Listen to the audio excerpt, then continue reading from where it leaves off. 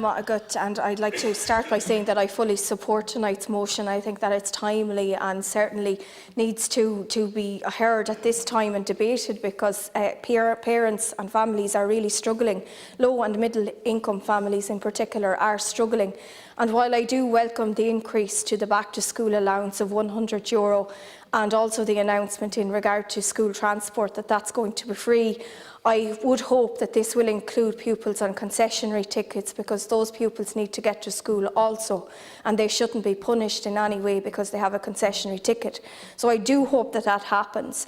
I also want to state that, it is a deep crisis for so many people in our state, and St Vincent de Paul have reported that they're receiving record numbers of calls this year, and it's only getting worse by the day. But I do feel that certainly every measure and everything possible that can be done should be done to help parents. We know that many parents in desperation turn to money lenders every year, and that's before any inflation or crisis that we have today. And I would fear that that will become worse if the supports aren't there. But I would also call on you, Minister, to make sure that schools are supported in terms of increased capitation, so that we don't have voluntary contributions. I remember a few years ago bringing forward a bill on voluntary contributions.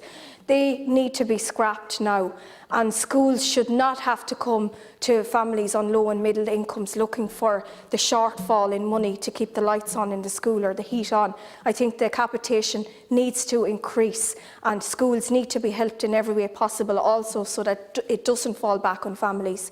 But I would also state that, it is a very, very difficult time for people, and that every measure and everything possible, as I said, that needs to be done, should be done. And I would also ask for the DESH status schools, for that to be extended, because there are many disadvantaged communities where people are really, really struggling, and yet the school in that area isn't designated as DESH status.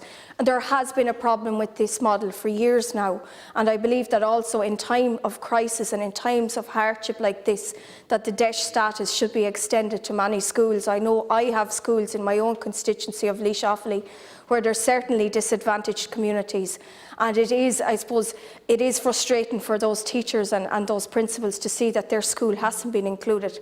Again, this will help families, that if we bring in measures looking at education and looking at it across the board, as many measures as we can, and help our schools, then it will not fall back on the families, especially at a time when they can least afford it.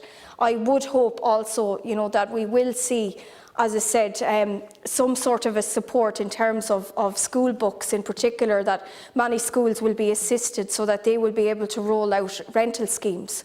And I think that is also another issue, that if the schools are getting support, they can then do more for the families in the schools. And many of them already do. They bend over backwards, and that's through their own fundraising and everything else within those schools. But they need help, and the families, the low and middle income families, need urgent help. Thanks, Debbie.